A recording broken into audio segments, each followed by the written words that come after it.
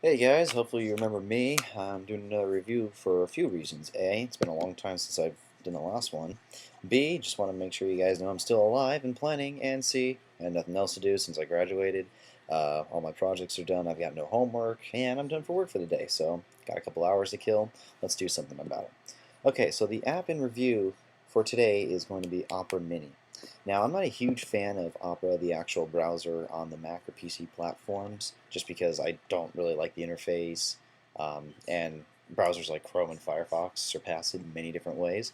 However, the mini version of Opera is really fantastic, and I think it totally blows away the built-in browser for Android phones.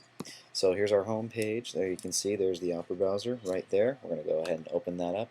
And like I said, this is it's a great alternative to the actual browser that's built in the Android system just because this Opera browser is a lot faster, has a lot more features, and it's a lot nicer to look at. So we're going to go ahead and load this up, give it a second. Alright, so once you open it up, you're greeted to this fancy little home page. It's very similar to what Google Chrome users will see. Just thumbnail views of some of their favorite web pages that they would visit pretty frequently. We also have our address bar, we have our Google search bar.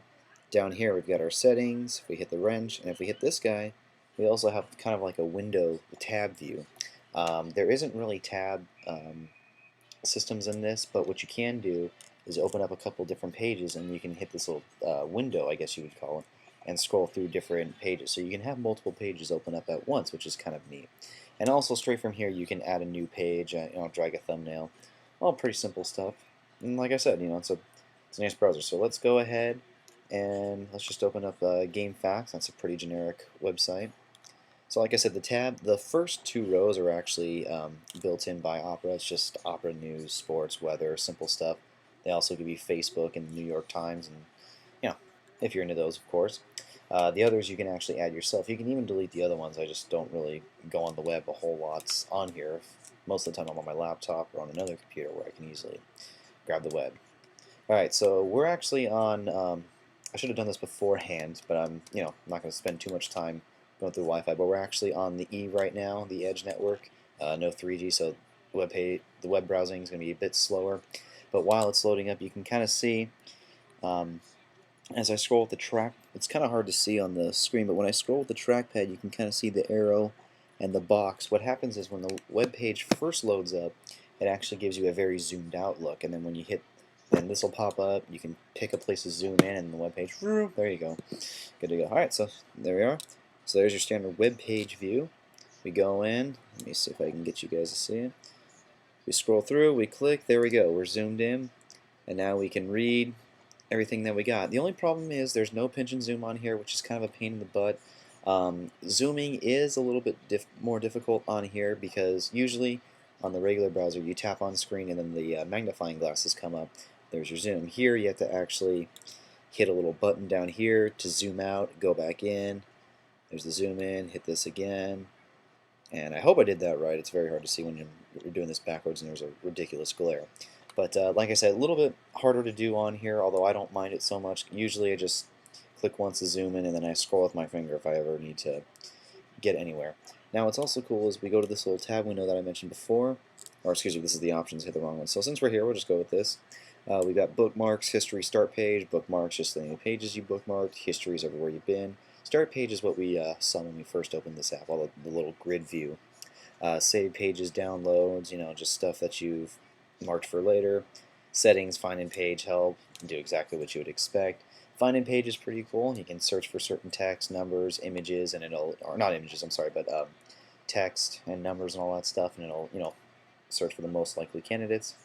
Now, if we hit this little tab icon, here's a few things we can do. We can either A, close this window by just hitting the red plus, or we could B, switch to a new tab, and there we go. Now we can open up a brand new browser here. Let's just go ahead. Well, I guess I hit something, but we'll deal with that later. So anyways, like I said, Opera 5 Mini Beta is the official version. It's available for free in the Android market. It's a very good application. Weighing the pros and cons between this and the built-in browser for most Android applications, it's a lot faster. Even though we were on E, we were able to load up a page a lot quicker than you would on the browser. It's got a great interface, very minimalist, but it's effective. and the trackball has a lot of responsibilities here, which I like. I don't like the actual browser to where you know, the trackball just kind of scrolls between clickable text or whatever. This is very similar to how Blackberries work, to where the trackball is just your mouse pointer. So this is really nice. You can see we're scrolling around here. Still functions as you normally would. The cons, the drawbacks of it, like I said, it is a little bit harder to zoom. It would be nice to have pinch and zoom on it to begin with, but we all know that. Huge debate, so that might not be happening for a while. You do have to deal with what's down here, so it'll work out. And the only other thing that I really don't like about it is when the zooming is very limited. Speaking of that, you either have zoomed out or zoomed in. That's all you really get. So it's when you're viewing images, you can't really zoom in as you could with a browser. Not that the resolution, excuse me, is really great on here, but it's something I guess that'll hold people off. If I had to give this a rating out of 10, I would give it an 8 out of 10. Like I said, it's definitely a great replacement for the in-house browser. I would recommend that you get it.